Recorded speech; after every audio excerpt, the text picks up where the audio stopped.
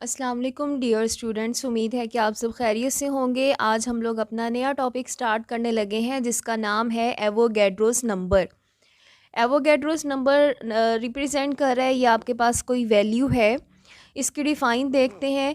The number of particles in one mole of a substance, यानी अगर आपने किसी भी सब्सटेंस का 1 मोल लिया है, उसके अंदर जो पार्टिकल्स की तादाद है वो आपके पास एवोगैड्रोस नंबर कहलाता है। पार्टिकल से मुराद आपके पास एटम्स हो सकते हैं, मॉलिक्यूल्स हो सकते हैं, आइंस हो सकते हैं, फार्मूला यूनिट हो सकते हैं। इसकी सेकंड डिफाइन है number of atoms in gram atom, number of molecules in gram molecule of a compound and number of ions in 1 gram ion of a substance। ये भी क्या कहलाता है? एवोगैड्रोस नंबर कहलाता है। इसकी सिंपल डिफ़ाइन ये है कि अगर आपने किसी भी चीज़ का 1 मोल लिया है, उसके अंदर जो एटम्स की तादाद है, मॉलिक्यूल्स की तादाद है, फार्मूला यूनिट की तादाद है या सिंपल आइंस की तादाद है, हम उसे एवोगैड्रोस नंबर बोलते हैं। इसके रिप्रेजेंटेशन क्या है? इसे Na से रिप्रेजेंट किया जाता है। एवोगैड्रोस वैल्यू जो है ये एक साइंटिस्ट के नेम पे है और इसकी जो वैल्यू है वो आपने लाजमी लर्न करनी है एमसीक्यू वगैरह के लिए। 6.022 इंटू 10⁻23 है। नंबर ऑफ़ पार्टिकल्स को कैलकुलेट करने के लिए जो आपके पास फार्मूला अवेलेबल है, इसमें मोल्स के आंसर को मल्टीप्लाई किया जाता है Na से। नंबर ऑफ़ पार्टिकल से मुराद आपसे किसी भी न्यूमेरिकल में नंबर ऑफ़ एटम्स पूछे जा सकते हैं, नंबर ऑफ़ मॉलिक्यूल्स पूछे जा सकते हैं, नंबर ऑफ़ फार्मूला यूनिट पूछे जा सकते हैं एंड नंबर ऑफ़ आइंस पूछे जा सकते हैं। तो फार्मूला क्या है आपके पास?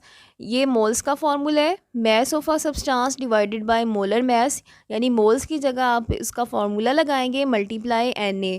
सब्सटेंस से मुराद आपके पास कोई आयोनिक स्पीशी हो सकती है, सब्सटेंस आपके पास कोई एलिमेंट हो सकता है, आपके पास कोई मॉलिक्यूलर कंपाउंड हो सकता है, कोई आयोनिक कंपाउंड हो सकता है।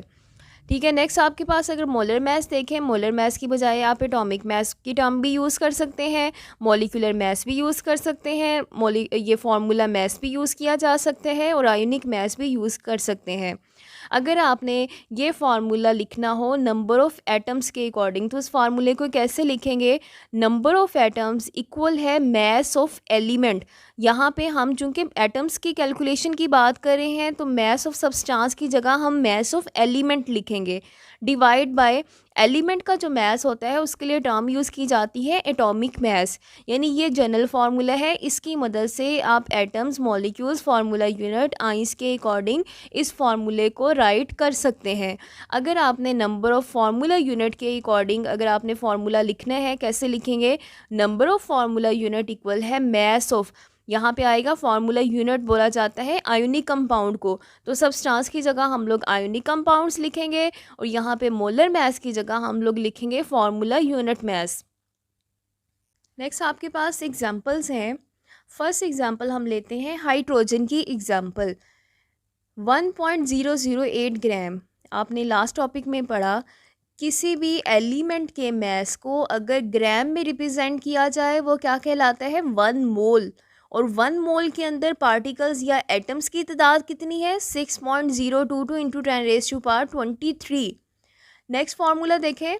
Example 18 gram of water molecule, water molecule का जो मैस है उसे ग्राम में रिप्रेजेंट करें, 1 मोल कहलाता है और 1 मोल के अंदर पार्टिकल्स की तादाद कितनी है? अगेन एवोगैड्रोस वैल्यू आएगी। नेक्स्ट आपके पास है आइंस के according 96 gram of sulphate, sulphate आइन का जो मैस है अगर उसे ग्राम में रिप्रेजेंट करें 1 मोल कहलाता है और 1 मोल के अंदर आइंस की वैल्यू कितनी होती है? एवोगैड्रोस नंबर के इक्वल है। एवोगैड्रोस फार्मूला को यूज़ करते हुए हम एग्जांपल नंबर 8 सॉल्व करेंगे। काफ़ी ज़्यादा इंपॉर्टेंट लॉन्ग क्वेश्चन के पॉइंट ऑफ व्यू से। How many molecules of water are there in 10 gram of ice. 10 gram ice के अंदर आपने वाटर मॉलिक्यूल्स को कैलकुलेट करना है। Also calculate the number of atoms of hydrogen, hydrogen के atoms calculate करने हैं एंड ऑक्सीजन सेपरेटली, ऑक्सीजन के भी कैलकुलेट करने हैं atoms. Total number of atoms निकालने हैं एंड नेक्स्ट आपने क्या निकालना है? कोवलेंट बॉन्ड निकालना है। इस न्यूमेरिकल में सिर्फ आपको वाटर का मैस दिया हुआ है। वाटर के मैस को यूज़ करते हुए हम पहले निकालेंगे मोल्स। मोल्स को निकालने के बाद हम लोग अप्लाई करेंगे मॉलिक्यूल्स को कैलकुलेट करने के लिए फार्मूला, यानी एवोगैड्रोस फार्मूला अप्लाई करेंगे, जिसकी मदद से हम वाटर के मॉलिक्यूल्स निकालेंगे। कोई भी न्यूमेरिकल आ जाए उसको सॉल्व करने का बेहतरीन तरीका है कि आप उसका डाटा लिखें, उसके रिक्वायर्ड क्या क्या पूछा हुआ है उसे मेंशन करें, देन आप उसका सल्यूशन फाइंड किया करें। मैस ऑफ आइस इक्वल है 10 ग्राम के। Molar mass of ice, molar mass आपको अवेलेबल नहीं होता है किसी भी कंपाउंड का, एलिमेंट का, वो आपको खुद से आना चाहिए। आइस मतलब पानी है, और पानी का मोलर मैस आपके पास कितना होता है 18 ग्राम, क्योंकि पानी हमारे पास वाटर है H2O, 2 हाइड्रोजन, इसका एक हाइड्रोजन का 1 है तो आपके पास 2 का 2 आ जाएगा, और 16 ऑक्सीजन 16, तो वो टोटल आपके पास कितना हो गया 18 आ गया। क्या क्या पूछा हुआ है, नंबर ऑफ़ मॉलिक्यूल्स पूछे हैं, number of hydrogen atom, number of oxygen atom, total number of atom and total number of covalent bond. तो पहला पोर्शन देखें, इसको कैसे सॉल्व करेंगे। टोटल नंबर ऑफ़ मॉलिक्यूल्स को कैलकुलेट करने के लिए जो आपके पास फार्मूला है, mass of ice divided by molar mass multiply Na। ये जो मैस ऑफ आइस है और मोलर मैस है, ये आप अच्छे तरीके से जानते हैं, इसे हम बोलते हैं मोल्स। ठीक है, वैल्यूज़ अप्लाई करें। मैस ऑफ आइस गिवन था 10 था, मोलर मैस आपके पास 18 है, मल्टीप्लाई एवोगैड्रोस की वैल्यू लगाई। जब हम इसको सॉल्व करते हैं आंसर आता है 3.34 इंटू 10⁻23। ये आपके पास मॉलिक्यूल्स हैं, किसके मॉलिक्यूल्स ऑफ वाटर के मॉलिक्यूल्स हैं। नेक्स्ट देखें, नेक्स्ट उसने पूछा है जी नंबर ऑफ़ हाइड्रोजन एटम। अब आपने हाइड्रोजन एटम निकालने हैं, उनके कितने नंबर आपके पास अवेलेबल हैं। इसको कैसे सॉल्व किया जाता है, 1 molecule of water contain hydrogen atom. एक वाटर मॉलिक्यूल में हाइड्रोजन का नंबर कितना है, 2 नंबर है आपके पास। अगर आपके पास 3.34 इंटू 10⁻23 मॉलिक्यूल्स अवेलेबल हो, उसमें हाइड्रोजन की अमाउंट कितनी है, हाइड्रोजन के एटम कितने हैं, तो आप 2 को मल्टीप्लाई करेंगे 3.34 इंटू 10⁻23 से, तो आपके पास जो आंसर आता है वो है 6.68 इंटू 10⁻23। नेक्स्ट आपसे पूछा हुआ है नंबर ऑफ़ ऑक्सीजन मॉलिक्यूल। तीसरा पार्ट था कि आपने ऑक्सीजन के बताने हैं कितने एटम्स प्रेजेंट हैं। 1 molecule of water contain oxygen atom कितने हैं, एक वाटर मॉलिक्यूल के अंदर ऑक्सीजन एटम 1 है।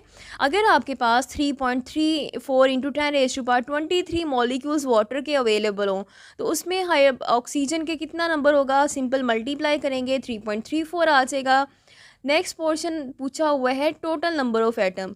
वाटर के मॉलिक्यूल के अंदर 2 ही एटम्स हैं, एक है ऑक्सीजन के एटम और एक है आपके पास हाइड्रोजन के एटम। जो आपने नंबर ऑफ़ ऑक्सीजन एटम निकाले हैं और जो नंबर ऑफ़ हाइड्रोजन एटम निकाले हैं, दोनों को प्लस करेंगे। ये आपके पास हाइड्रोजन के आ रहे हैं 6.68 और ये ऑक्सीजन के आ रहे हैं। जब इसको सॉल्व किया जाता है तो आंसर आता है 10.02 इंटू 10⁻23।